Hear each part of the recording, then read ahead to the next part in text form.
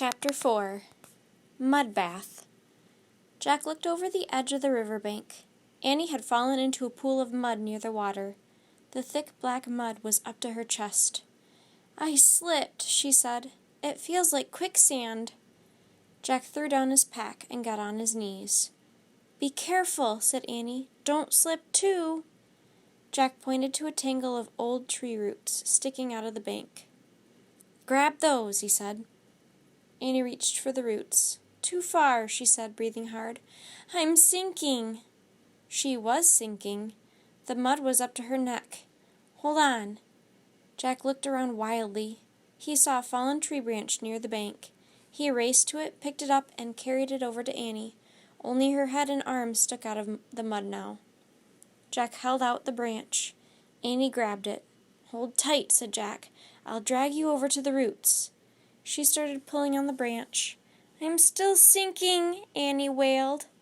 The mud was up to her chin. "Come on," said Jack. "You can do it. I know you can. Try, try." Just then Jack heard a splash. He looked up. On the other side of the wide river, a wildebeest had jumped into the water. Another jumped, then another. They were headed right toward Jack and Annie. "Hold on tight," said Jack. He pulled on the stick again. Annie moved a tiny bit. "Hey, Jack, on the moon it felt like I weighed 10 pounds, said Annie, "and in this mud it feels like I weigh a ton." "Concentrate, Annie," said Jack, trying not to slip down the bank. "I am."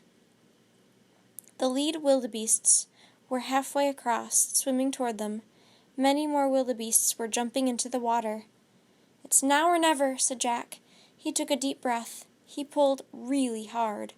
Just then, a shadow passed over them. Jack looked up. "Uh-oh," he said. A huge vulture circled overhead. "It thinks you're near the end," said Jack. "Oh, get out of here," Annie shouted at the vulture. "I'm fine." In a burst of fury, she let go of the branch. She lunged for the roots. She grabbed them. "Yes!" cried Jack. "Pull, pull!" Slowly, Annie pulled herself out.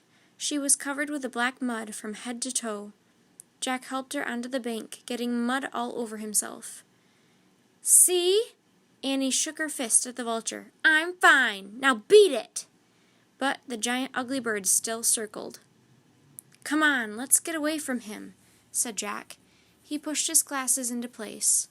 "Rats," he said. Now his glasses were muddy. He tried to clean his hands in the grass. "Oh, no!" shouted Annie. Jack turned to her. "The wildebeest will get stuck in the mud hole," she cried. She waved her arms at the wildebeest struggling to swim across the river. "Not here," she shouted. "Not here." But the frantic swimmers kept coming.